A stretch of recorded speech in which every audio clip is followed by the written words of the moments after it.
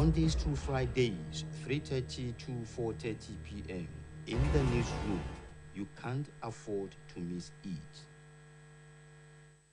Can't afford to miss it. Good afternoon, viewers, and welcome to Tuesday's edition of In the Newsroom. My name is Oladayola Nipekun, and with I used to call them version of veterans in the house on Tuesdays afternoon.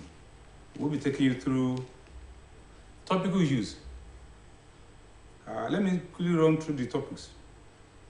The first says Nigerians groan as economy moves near coma.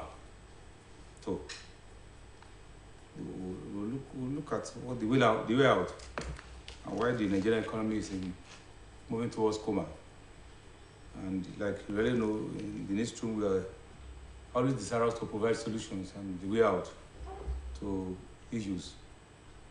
The second says voter registration, stranded applicants seek extension.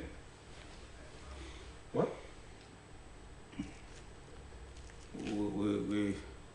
Those who might be disenfranchised are asking for more time. And the INEC is saying, we are giving you more time, having extended the period. And those who are just 18 are saying, don't differentiate us by Nigerians too. We also look at that topic. And the third topic says, Nigeria needs leader who can take tough decisions.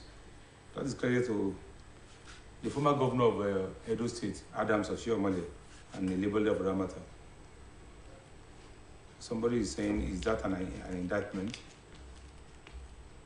We also look at the past vis-a-vis the present leaders. And if there are leaders who have taken tough decisions in the past, and those who are there now, whether they should take tougher decisions. What? I've had a person in the house. Your brother is not here this afternoon. Your brother has apologized. Your brother with the longest name. I'm happy to be here. Thank God. Good afternoon, sir. It's safe wherever he is. That much I do. Because we talk this morning. Okay. That's what I said. I know it's a twin brother, so I'm aware you are always together. I know he did apologize, he will not be around. And so we also pray he's safe. Just like his twin brother just told us. Yeah. Lanny Fathers, good afternoon. Good afternoon. Glad to be here today, as always. And I'm starting from you. Okay, let's go. These are interesting classes, I don't know. It has to be, we have to be careful these days. You must work in public. No, the class You don't have to allow people to know who is coming. I will know you in the dark. You will know me, some people won't. Let's roll. We are getting there. You're right. You know the first thing he said now, that he's sure he's safe.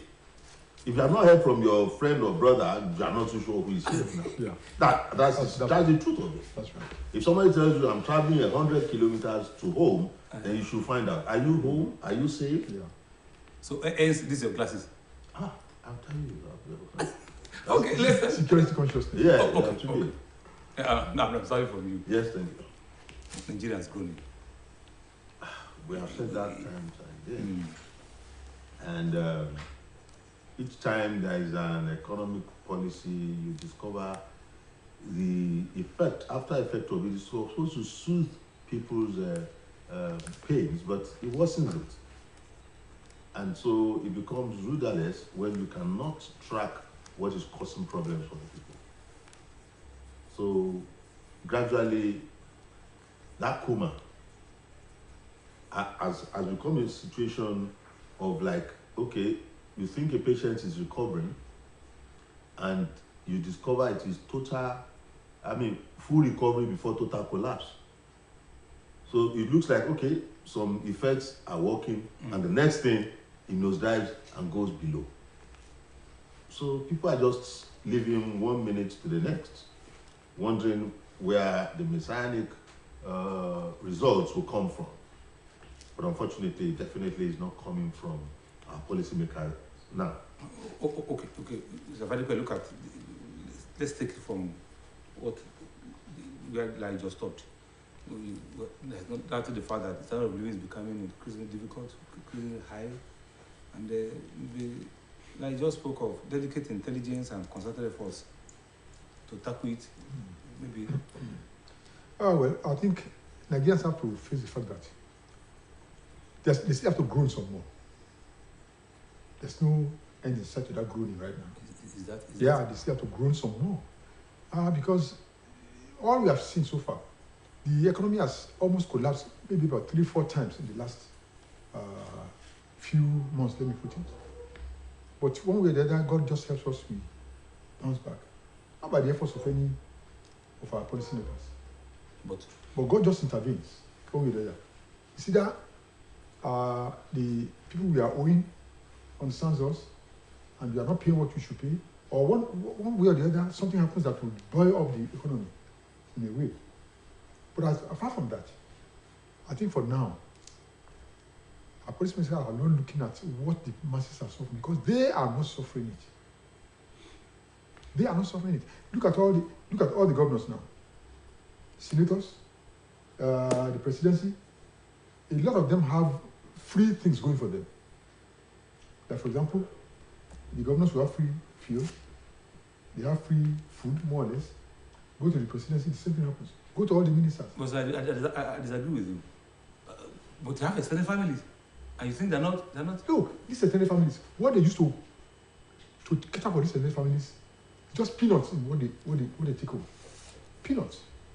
And now apart from that take home, and I can know that some of them for some months now not even touch their pay tickets. What they do is that they get some other means of getting money. And so these are the monies they use in funding their extended families. I'm not saying that some of these extended families will not be suffering one way or the other, but there's a limit to which they can complain to whoever is giving you money. Once he gives you what he has to give you, you just stay quiet and make do with that. But for them, because you can see what is in the air now, a lot of senators cannot even come to their constituencies now. A lot of federal legislators, like the House of Reps, they cannot come to their constituencies. They're busy in Abuja. Busy in Abuja? Doing what? They're not busy in Abuja because of security. They cannot come home. And some of them are hiding under that security not to come home because they know when they get home, they're likely to face a lot of demands, which they probably cannot be. They're not even going to work. They have closed their session. And they cannot because they're afraid they might be attacked because those bandits are in Abuja already. So to a large extent, it's not work. It's just that they are staying the masses will still suffer a little bit more. There are ways that we can go about it for them not to suffer, but our policymakers are not looking that way. Once they're comfortable, the Yorubas will say, Bambu Mulanu, I will be for many government. And that's it. Those who give them reports are not giving them the right reports. And they're being given the right reports, they don't have the necessary tools to tackle those exigencies. Lani, I want to take. Does anybody, any other senator, whatever, want to pretend the hell is well? In the face of kerosene that used to be 150 now almost 800 per liter. At some point, you discover that even the opposition elements in some of these chambers have not found their voice. Have you seen any one of them castigate the federal government for some of its policies publicly? They are not condemning it. Even when they are moved to impeach him? To impeach him because of insecurity, they are feeling the pangs of insecurity. They are no longer safe. Not the economy. And the reports they have that we have also heard from some sources who made it even public was that they want to be selectively picking individuals. And the most exposed now are political office holders. So now they know the moment this, like I was reading from Benga Ruleba's word, that he actually followed some people that he knew they were bandits on bike, that they were in Abuja already, just before the attacks they had the last time. So they already know these people are there with them now. The Kuje escapees are in the streets. They have regrouped and they can accomplish and achieve whatever programs they have planned. If people are telling us we will do this and they are working towards doing it, are we not sure that some things are so wrong? So if they are complaining, we want to remove, you've not been complaining about the pangs of the common man. They are hungry, they are angry, but they cannot face you. mopos around them. So, but they cannot really know the impact of what is going on in the lives of the people. Okay. But they are sure that the people are suffering, because if you have relations that used to come once in 2 months and they are coming once every week now, then definitely you know the little is not enough to take care of them. The indices shows it's not peculiar to global. Yeah. Somebody was No, asking look me at- Yes. this question that is this global? I said yes, it is global. Mm. But Nigeria is it's more felt in Nigeria because before it became global, Nigeria had gone under. Nigeria was on the precipice, and so when the thing goes worse all over the globe, definitely the person that felt it first is going to go lower, Mm. and that's why today people are growing in Nigeria. It's not like they are not growing in other African countries or other world economies. Yes, they are, but their own growth is not as big as that of, it's not as deep as that of Nigerians. So far today now, ask an average Nigerian on the streets, how many meals can afford in a day? Then you know there's hunger in the land, there's pangs in the land, there's bitterness in the land, there's anger in the land. And sooner or later, the fury will follow it. When you have anger like that, fury is bound to follow it at a point in time. And when it will come, I don't know. But as of now, we're just sitting on a keg of gunpowder. Anything can happen at any time. Larry, I know you want to pass comment on that, but are Nigerians very soft? Let's look at recent 2-day protests in Ghana that took the state of Ghana over economic hardship, about rising inflation. You know, people are out to express their display, and they call it Arise Ghana. Arise Ghana, fine. And so But if you ask you see our own being. what is going on, Arise Ghana and the activities there, it's That is coming relatively, now. it's not peculiar to It's- Nigeria. no. What I'm saying now is Yes. it's coming now because of that global issue. Mm-hmm. If they had been feeling it like Nigerians have been feeling it in the last 8 years or thereabout, they would have done more. You are just hearing of Arise Ghana now. Hello, in the space of the last 8-10 years, Ghana redenominated its currency, and it overshot its value to Nigeria's naira, which was higher than the Ghana's currency before. CD. At the time Soludo, you can look at the time Soludo was there. He suggested the denomination of the naira. No, people were shouting. You are castigating him. Ghana did the same thing, and suddenly Ghana's money became higher than Nigeria's own. Now look at it this way. In the last 8 years of governance in Nigeria, our exchange rate to the dollar became the weakest in Africa. Do you realize how low we have brought Nigerians with that decision? Because whatever we want to do in the international market and thereabout, you have brought Nigerians at the mercy of other African nations, especially as a populous nation. We have a population that makes us the love of other nations to want to do business. If you have some products, you bring it to Nigeria, you can be sure you have a market if it's a good product. But other nations probably don't have that. Now, another thing is, we are saying it is global. It is global. Nigeria is one of the major exporters of oil and gas. Oil, at least, crude oil. Now, those nations have issues basically because of Russia-Ukraine war. And the major determinant are the end products and the oil economy. It's supposed to be a plus for Nigeria because we are supposed to have oil. But there's a lot of theft in that industry that we cannot even ascertain the amount of oil Nigeria exports on a daily basis. We don't have refineries, so when we send our oil exports out, those people buy it at high price, but at the end of the day, when they refine, they sell the refined products to us at a high price too. Because our government has not been proactive enough to have created its own refineries. That's where this would have been a plus for us. It would have been money making for us, but it has not been. It has been a problem. We have over borrowed beyond what we can, and we are paying through our nose to service those debts. We went from 35 million excess crude to 600 million, 35 million to 600,000. A nation. You don't run a nation like that. But unfortunately, instead of saying, okay, elections are over, whatever we are, if you are an economist, you are a scientist, you are a financial guru, come, let's think how we can forget about politics. You have people, eggheads, who can solve these problems for Nigeria, but because they are not members of the ruling party or whatever, you drop them aside. And the world is watching. We are borrowing money, and those people are watching us saying we are feeding children when they are at home. All of this is in public space. Our people take Nigerian money as government, expose government people abroad. You think they don't know where the money is coming from? Highest paid politicians in the whole of West Africa are Nigerian politicians. Whereas the economy is nosediving, and we are not thinking of, look, we must sacrifice and drop whatever our earnings are. We don't merit it. But no, that's not the case. We'll be talking, and like Mr. Fadiba said now, hello, when people get to the war, back against the war is the thing we are telling them to reason and avoid.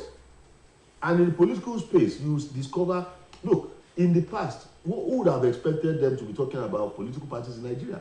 That you'll be talking APC, PDP, and Labour will be the next one you mention. There's just one thing. Let me tell you, there's just one thing that person talks about that makes people genuflect towards it. I'm not corrupt. Okay, prove it. So people are thinking it is corruption that has brought us to this level, and every leader must prove that he's above board when it comes to corruption. We are also talking of a free fall economy. That is a kind of free fall. And like I just said, we talk of experts, government. But when you look at the population growth, it's not about government. Okay, let's start from population growth, like you just mentioned. What is the major cause of population growth? Poverty. Simple. You have a man and a woman, husband and wife, they have nothing to do, and the rain is falling, the weather is cold, they have no television at home, now nothing to But even those who have some things to do will tell you they are still counting. Let me finish. Yes. And you find them copulating. They know what the result will be, definitely. Some of these people cannot even afford to buy condoms in their own homes. They don't even believe in it. But when you have no poverty and you have something doing... Is it ignorance too? Ignorance, yes. When you have something doing, you are busy doing something, you forget about sexual activities and things like that. You forget. Those of them who are rich, are still counting. You find them they are the lazy ones. Money just keeps flowing in. So they have the money to cater for whatever population of a family they have. So they keep on growing and growing and growing. But there's some others too who don't have that kind of money and they keep growing. And you're talking about the fact that Nigeria's population will bludgeon. It will, definitely, with this kind of thing that we have right now.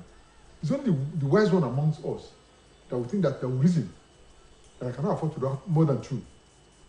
But you have two that are males, the woman will say I want female. You have two that are female, the man will say I want a male. And you keep on going like that, and for about eight sessions, you will not even have enough people. As it keeps growing, that's the fact. And so when you're talking about population, there's bound to be population explosion in this country. Any country that has this kind of poverty level, you're bound to find population growth. And that's the reason. Except government rises and curbs this poverty. How does it happen? Create avenues for people to earn money. Create jobs. Give a conducive environment for industry to thrive, for the economy to grow. But when you don't do that, you're about to find what you are witnessing now. And that population that we're thinking should be our own positive side, will turn to negative. Because when there's no food for the mass population to eat, and they are hungry, like I said the other time, anger will set in. That's the problem. Let me. You talk of the housing, shelter, but like we all know, even houses built years ago. Somebody will just wake up for 120 and say my house now is 200,000 per annum. Is that all? Is that also government? Now, that's why I said people should just sit back and be sincere. There are ideas. You see, you call people together and rub minds. Those who have positions that they want government to look at will come around, make their positions known, and then you holistically consider it and see how plausible their arguments are. Look at it this way. If a government decides, okay, road contracts is what I want to do, we are constructing roads. Another comes and says, okay, for some reasons, I know people have issues of shelter. Once that is out of it, there is a way to go around whatever they're dealing with, since they have a place to rest their head. Governments that decide to do housing projects will involve carpenters, will involve bricklayers, will buy zinc for the roofs, will buy cement, some will supply sand, some people will build. You understand the levels of those who will be partaking in the activities of that kind of project. So it means carpenters will work, bricklayers will work, all those artisans will not be standing folding their hands. If you don't have a paver, you can't do road construction when it comes to asphalt. Do you understand? And if a company has asphalt, so the number of people that works on some projects are not as much as the number of individuals that work on some other projects. And it turns the economy around. The bricklayer that collects 5,000 for coming to work today will take food home. The carpenter that does the casing for those things will take food. So invariably, look at it this way. In the days of Jakonde, you see Jakonde Estate. It was housing policy. They did the housing policy, and to an extent that because it is government, it is regulated. A lot of civil servants that own houses in Lagos today had the opportunity of it because it was not estates given to commercial, mercantile business orientation that would now be telling you you have to pay 200,000 per month or 2 million per year. How many people can afford that? So that's what makes things difficult. When you are setting your policies, put the masses at the back of your mind. The moment you don't do that, then you are a profiteering government because you want to make profit from government investment. You are not supposed to be profit-oriented. It's supposed to be people-oriented. You are supposed to cushion the lives of people you govern. And when you are doing that with your policies, people will be happy and the government will roll. For instance, if the labor laws says, okay, if your basic salary is this amount, 56% of it should be housing. A government that plans a 3-bedroom apartment for civil servants, the moment you are moving, reduces your income by 56%. You are not going to collect housing again. Hello? So if you need the house and you take it, that has solved your problem of accommodation. It means you won't fall into the hands of Shiloh. If you are taking 50,000 and your landlord says it's 25,000 per month, automatically you are taking 50% of your income, if not more. So contending issues should be looked at. So we need people to sit down and look at our policy. In all those places, you see, in England, they have council flats. All those ones are to cushion and make life easy for the mass of the people. You pay tax, you do everything. Taxation here is not even regulated. It's the rich that don't even pay tax in Nigeria because they will have ways around it. Whereas in some places, like if you look at Denmark and part of Europe, a rich man will be happy to pay 56% of his earnings as tax, so that his own children will not be accosted by the children of the poor when they are going to school. Okay. Life is made easy on account of contribution from the very wealthy to the lives of the poor. We will soon round up this topic, but before I still want us to look at UNICEF alert. Where we are still talking, I want us to look at other countries in West Africa, and there's this UNICEF alert that 8 million Nigerians are the risk, 8 million children are at the risk of death, severe hunger, in 15 countries, mainly African countries, and they spoke of Burkina Faso, Chad, Kenya, Somalia, Sudan. When you're talking about that, look at the place of Nigeria, the status of Nigeria, the population of Nigeria, and the economy of Nigeria. juxtapose that with all those countries you are mentioning right now.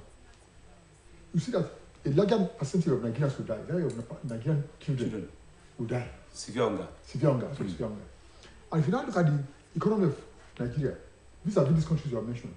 Nigeria stands taller than them to cater for these children. Yet you have not done that. You have not done it because we lack the capacity to do it. Capacity in terms of thinking, capacity in terms of planning. So these countries are even to even put us at par with these countries. It's a shame on Nigeria. It's a big shame on Nigeria. And that's why I say our leaders need to sit up. They really need to sit up, and the name we used to be called in the past, Giants of Africa, we need to go back and examine it. Are we still the Giants of Africa?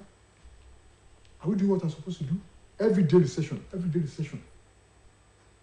But you just said each time we go into this recession, we still come up. We still come up because of, not because of our own planning. Are you sure? Like I told you, I'm sure. Okay, look at what's happening right now. Look at the Ukraine-Russian war. Why not for the Ukraine-Russian war? The other world countries will not be feeling the pang of economic recession like they're going through now. Nigeria will still be facing it. Nigeria will be going worse and worse. And so that's why I say there are certain natural factors that help us sometimes to get back onto our feet. The amount of money we sell our oil, the crude oil right now, should be a measure for us to live better. But are we living better? Are we? No. Because of lack of planning. That's what I'm saying. Whereas, under normal circumstances, that thing ought to have helped us to shore up our economy a little bit. But no, because we lack planning. Cannot do it. That's what you say fast, where you finish. Now, look at what's happening. A friend of mine called me from US and was telling me that he was going to send money to. I said, why? He said the dollar is so high in Nigeria now that he wants to store his wealth in some Nigerian, notable Nigerian banks. That he will send some dollars home. I will go and change for him. They will go and put it in his own account. So by the time he's coming, he doesn't have to bring any dollar home. He just come home, the money is there for him to spend if he wants to. Because the thing would have gone up. And so, what are we thinking of? The way we are going, we are told, even those are in the diaspora, they are lamenting for Nigeria. Who wants to come back to Nigeria under these circumstances? And you say you want to bring your wealth back home to come and stay at home? No, nobody wants to do that. Because of the lack of policy. You have no policy formulations, you have no policy framework. Larry, I see you.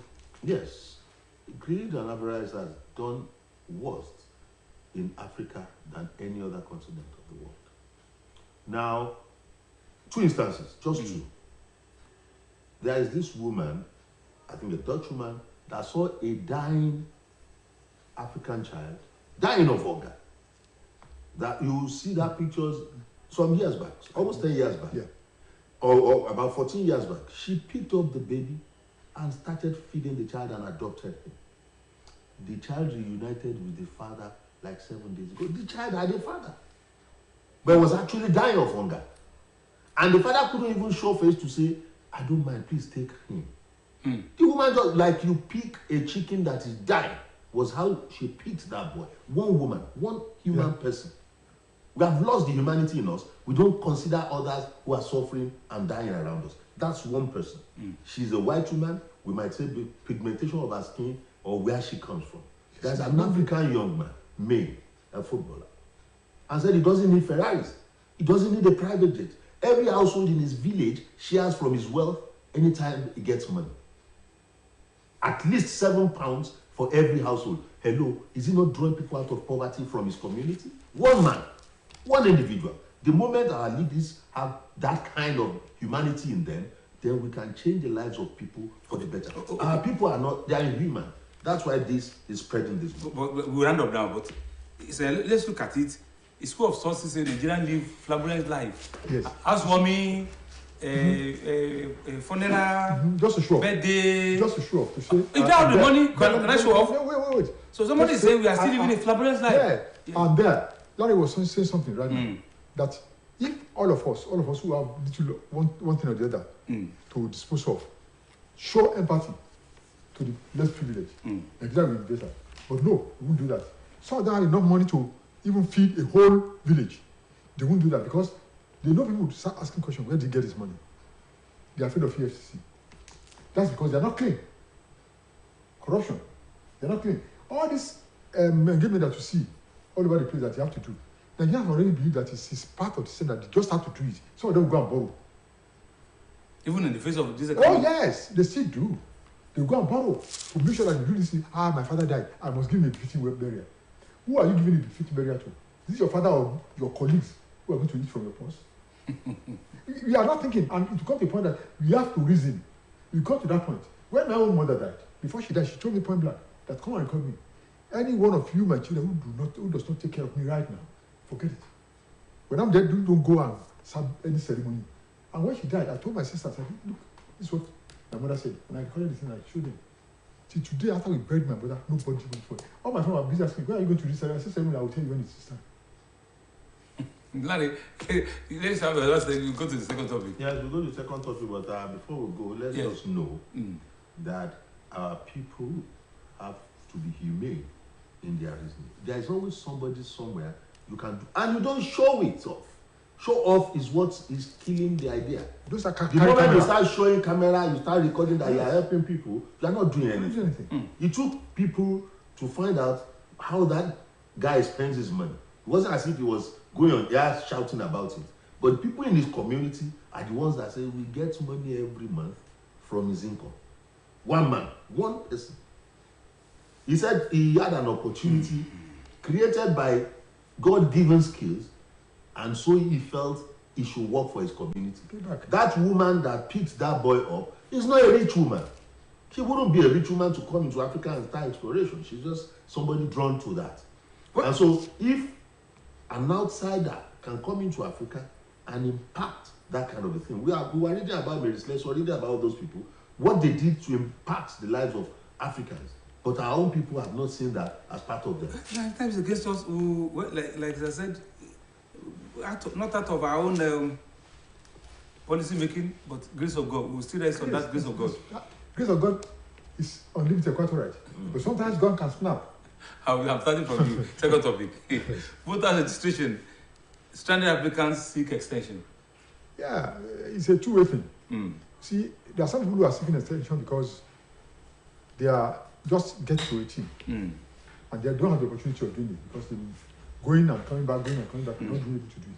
There are some others again who are far, far above 18, who have not done it for a very long period. But now they are crying that the youth must take over. Now they are coming in to say, now we must vote. A lot of them have lost interest in voting. But now, if you look at the elections that took place, for example in Oshu here, people are now saying that your voter's card can talk for you. Without anybody manipulating anything. That is why a lot of them are now saying that they want to have their voter's card. But unfortunately for them, you ask the question, what have they been looking at? What have they been okay, we'll answer that question shortly.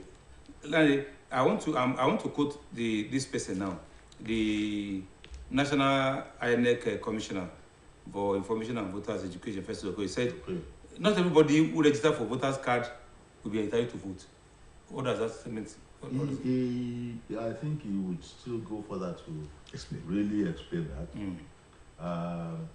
When people come to ask for voters card and they have given them, I don't understand that position.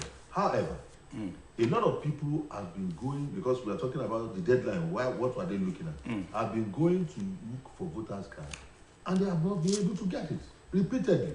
Days on end. They go from morning, they live in the afternoon, they can't get it. And so for such people, should they pay for the laxity on the part of the agency? They probably say some machines are not functioning. They'll say some things are not capturing. Is it the fault of those people? It's not their fault. For as long as they have it on their mind that they want to do, unless you have a prefigured amount of people that you want to be having to vote in 2023.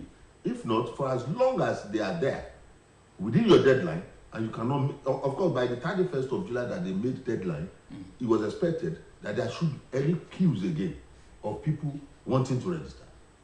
As at that day, you say it's a deadline. If you have 5,000 on your line, you must say, okay, today is the last day. At the end of the day, all these 5,000, yes, we will make sure they are registered.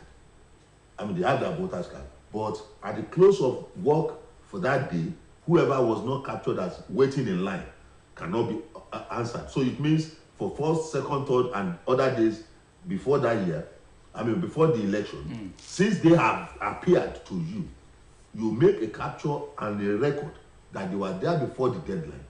Then but you not send them away from your offices that, look, today is deadline, but since we can't capture you, our machines are not functioning, then you can go. Such people have been disenfranchised by the laxity on the part of the agency. Okay. There are two ways to this thing. I want to the Festus Kokoye has a response for those agitating, and I'm quoting him now. Unfortunately, the surge started building up once it was just 2 weeks to the close of registration. Based on the surge and the deluge, we extended the voters registration exercise by another 1 month. Not only that, we also deployed additional staff to all the registration areas. We deployed additional INEC machines to all the registration areas. We increased the period for registration from 9 in the morning to 5 p.m. And also included Saturdays and Sundays. But unfortunately, we have to bring this process to an end because we can't go on ad infinitum. And our electoral process is constitutionally and legally circumscribed. And if we continue with the severe exercise ad infinitum, it will do damage to our timelines and schedules at for 2023 elections. See, this is where I'm coming. This is the point I'm coming to. When I said there are two ways to it. Nigerians are very lackadaisical when it comes to policy implementation. Very, very lackadaisical. A lot of Nigerians don't have trust in government.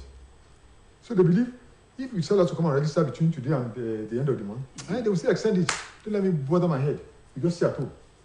If you ask me that, okay, when they extend it to the 15th of next month, they say, Nigeria, the Nigerian government, they will still extend it. Don't let me bother my head.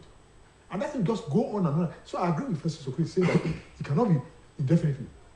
They have to, that to be a time to stop. But I agree with Larry too that if you, just like you want to go and vote, if you're already on the line, and they already capture you that, okay, your name is there, you're on the line. If it takes the next 15, 30 days for you to finish all those things, make sure you finish it. Don't just tell them to go away like that. And these are the problems that we have. It's on both sides. And that's some again who will say, I'll go on the last day. That last day, you will get that you see a lot of crowds say, I have an appointment to make, to meet. Let me go for that when I come back. By the time you come back, the thing is closed. So these are the things that we should take care of. We Nigerians should start obeying rules when there are rules.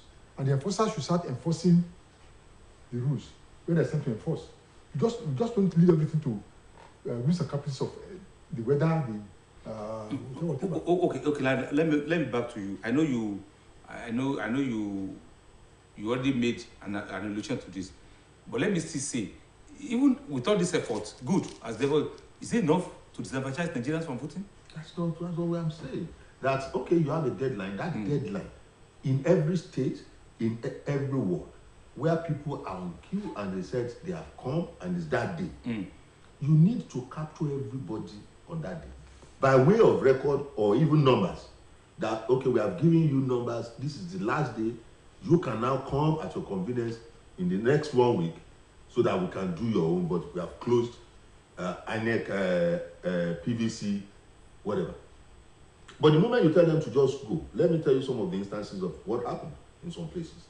Some people felt, it happens in parts of Lagos, that they were intentionally being disenfranchised because they were not bringing those materials because of the population of people and the perception that, okay, these are youths. They may not want to vote for a particular party. It's like they are being engineered to come out now, which they are not interested in before. What's your problem? They are Nigerians. Now, there is another aspect to it that the nation should also look at. If you are a nation of 200 million people and your electoral process is decisioned by about 15 million, then you are not being fair to the remaining 200 and something. If indeed about 45% of 200 million is supposed to be of voting age, and you are now recording less than 10%, then it means it is only 10% that are deciding the activities of the remaining 90%. Okay. That's not fair. It's unjust. There is no equity in it.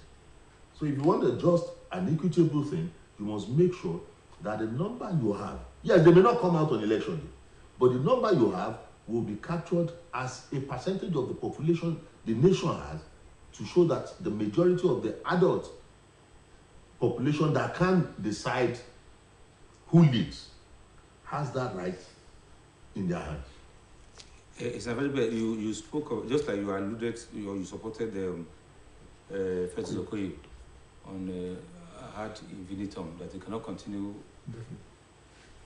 But just like I said, many of these who are agitated are youths, and there was a case of a boy who just attained 18, and that is the area I'm not sure Festus Okoye and INEC is trying to address. The virtual thing, according to this boy, this young man, he stays in Abesas, and the nearest voter registration is a Ikotun. And they say when they said I can be online to get myself registered, he said it was online until there's a problem. The line broke. You do not blame such youth who are computer literate and felt okay when they said I can go online instead of having to go. At the point they said when the thing went down, it has to be there 2 a.m. It's like 2 a.m. was at the 40s. Do you that kind of those class? Those class of people, how many of them? You find that they are youth. No, youth, yes. A lot there are so many youths, but how many of them are that computer literate to want to do what that guy did? Not many of them, especially with the voters registration card. Let me give you an example. The national ID card thing, when the thing was first brought on, we said, go and register for your national ID card. I was one of the few people that got there first to register. And so when I got back home, people were asking me, where did you? I said, I went for the, said, you are wasting your time. Nigerian government, you are wasting your time. But, and so when my card came out, and I showed it to them, in fact, I was giving a message, and my card had already arrived, come and pick it. You don't even give such messages these days. You don't give messages these days. I went there, picked my card. That's the card I've been using since then. So it's expired though. But I have no other one I can use. That's the only one I've been using since then. There are some now who now, when the government made it very compulsory for them to get this ID card, come and see the number of people that went to that place because they want to get a national ID card. That's the way with us. That's kind of 18-year-old man who just clocked 18. There are some of them like that who just clocked 18. INEC must not disenfranchise them. Okay. Must not. They will find a way to make sure that these people register. Accommodated. And that's why I agree with Larry when I say the right and that. If people are on the queue and they want to register, get their names, capture them, then tell them from numbers 1 to 30, come so day. 30 to 31 to so day, come so day. So that this will be regulated. So my record is closed, yes. But those people who are there that day that you call the deadline will be picked. That's what they should have done. They'll be picked. So it's not contravening any laws. Those laws says on 31st of July, and they came 31st of July, and you have recorded them. Now, this online thing that we're talking about, do you know that a lot of young people, savvy computer literate people, assemble themselves in different parts of Nigeria, and they are helping people register online?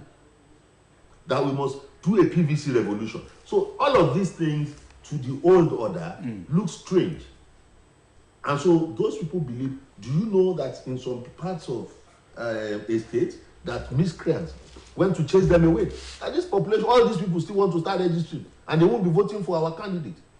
Thugs went to chase them away. That's what I call it real disenfranchisement.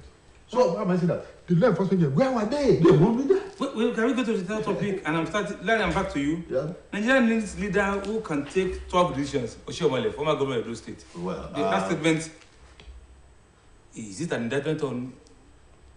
Don't forget, he's also a leader. You know where it's coming from. And I don't think he's found his voice in the last going to 2 years. He does not comment on national issues again. But now he probably is thinking, because they were saying maybe he's going to be DG of the APC campaign. Himself, they named like 2 or 3 people that might lead the campaign for APC. So in a way, you know, if somebody has found his voice again, he must at least say something to show that he's still there. Now, those so-called tough decisions, when they are not thought through, gets people in a wrong position. You want to take tough decisions, you didn't think it through, it gets you in a wrong position. And that happened to even him that was talking. He was high-handed. Those are some of the allegations against him when they removed him. That is not fair and just to people. Is that what you call tough decision? That was taking the tough decision? That's what I'm saying. Is that what he is referring to as tough decision? And he knew where that led him then. So when it comes to this issue, fine, leaders that can take tough decisions. It must not be harsh tough decisions. It must be thought through. Okay. Part of it, let me now explain something. Thomas Sankara led an African nation as a military man, but when he came into power, part of the tough decisions, he said, wait a minute, we cannot continue the way we've been going. So everything that I got by way of corruption or by virtue of my position that I am not deserving of, I'm giving back to government, which he did. It's a tough decision. So if your leader is taking that kind of decision, I wonder what you as a follower want to do. Okay. Those are the positive tough decisions. When you are talking about tough decisions as if you want to be autocratic on people in a democratic setting, you can't work. You have to make people come along with you when you are taking decisions that are tough. So he went further. Shiomale went further to say, a leader who can get the country together without preoccupied with religion and ethnicity issues. You know where it's coming from. I mean, you know where it's coming from. You know that kind of statement. Why has that statement not been made before now? Why is it now you're making the statement? Is it because you are eyeing something? You don't want to justify that which you are eyeing. You want to tell the public. I agree, quite right, that we must not be pulled by the nose through religion or ethnicity or whatever. But when some people decide to pull us by the nose through ethnicity, through religion, and these same people are not coming back when it's another person's turn to say you cannot do it. That's why hypocrisy comes in. That's why talking from both sides of the mouth coming. And so that is the problem we have in this country. If people that, you see, we don't really have leaders, I would say that. We just have politicians. Politicians thinking about this next election. What am I going to gain from it? They're not talking about the next generation. I agree that if you look at all over the world, if you want to grow, don't think about religion. Don't think about ethnicity. Find the best of the best hands to do things. Not just anybody because you are thinking of religion or anything.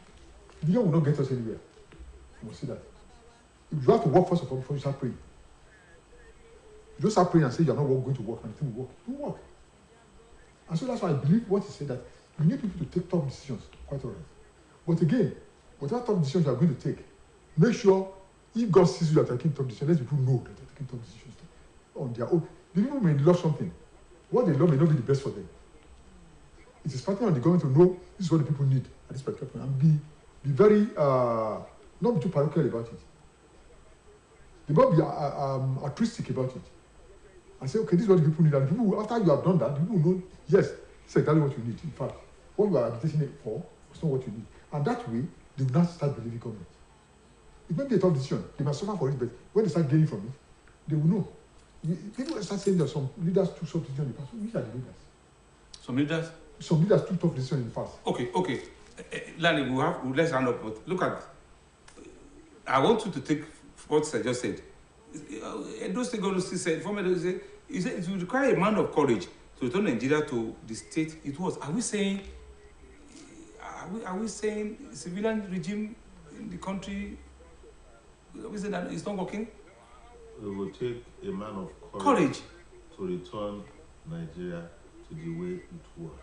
When you now make a comparison of what you used to have in a military setting and the civilian regime or a democratic regime. How visible has such men of courage been while Nigeria was going through this sorry pass? Do you get the drift of what I'm saying? That it should not be a seasonal thing. It is politics season now, and you're now talking of man of courage. The man of courage, those men of courage have their voices while things were going down. What was the role of those men of courage in us getting to where we are today? So it's the role of every individual that such individuals will account for now. Because the people are now going to be asking questions. It has been obvious in recent times now that people are asking questions. Look at Anambra State. Nobody gave it to someone like Soludo becoming governor. They were thinking, all these Akada people that we may not, but the people were watching. The people were ready to follow those they felt would lead them right. Soludo was calling like some 10-15 professors to be part of committee that is just planning the arrival of the new government. And they all acceded. Former ministers all came up to see that because they felt, look, if you want to change the system, you have to bring heads together to reason how to go about it. So for him, he's thinking as a political party person. But the nation itself have more people now thinking of what the masses can do to change their lives. So your last take. Well, my last take is that we have quite a number of people in Nigeria who are futuristic, but they have problems with the political elite who are in Nigeria today because of the mass, the way they have amassed somewhere. We have turned politics into money-making ventures. We have turned elections into money-making ventures. We have turned everything. Money counts now. Nobody thinks about what's the future of Nigeria. So far as I can get my own money in my pocket, I don't care about any other person. We must change this. Time, not our friend, but we thank God where we are. We hope to be back in the newsroom tomorrow. Larry. Thanks for having me. Glad to be here. Thank you for bringing me as usual. And thank you for having me on this program. And we're going to have you, all of you. Until tomorrow when we hope to back in the newsroom. My name is Olade Ayolani Pekun. Bye-bye.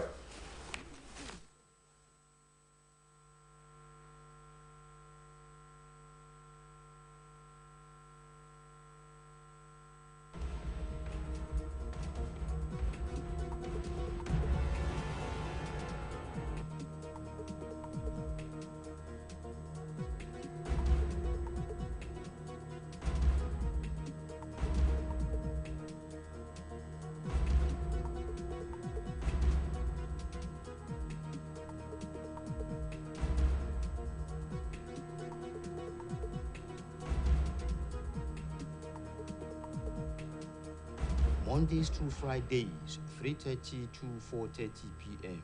In the newsroom, you can't afford to miss it.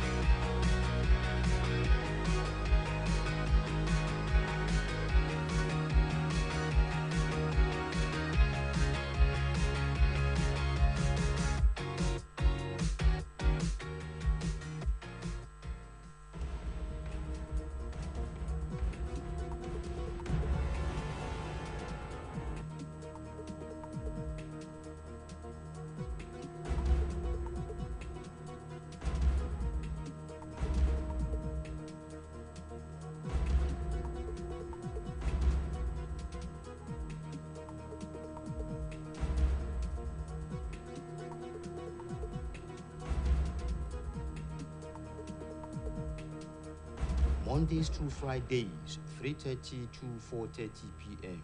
In the newsroom, you can't afford to miss it. Kó lè dáa, kó lè dáa, kó lè dáa. Àgbélédé ọmọdé ẹ̀yà wá ṣeré. Agbádùndé ọmọdé àgbààgbà ẹ̀yà wá jadùn. Àgbétòdé gbogbo ènìyàn ẹ̀yà wá fetígbéyàwó ọ̀rọ̀. Ṣebí igbá tó tó gba ló ń ṣe báàlì àgbọn mi. Kọ̀ǹkọ̀ tó tó kọ̀ǹkọ̀ ló ń ṣe báàlì odò. Bẹ́ẹ̀ ni ètò tó tó tò ní jẹ́ ọba ètò. Bàbá ń sọ̀rọ̀ nípa ètò lórí tẹlifíṣàn.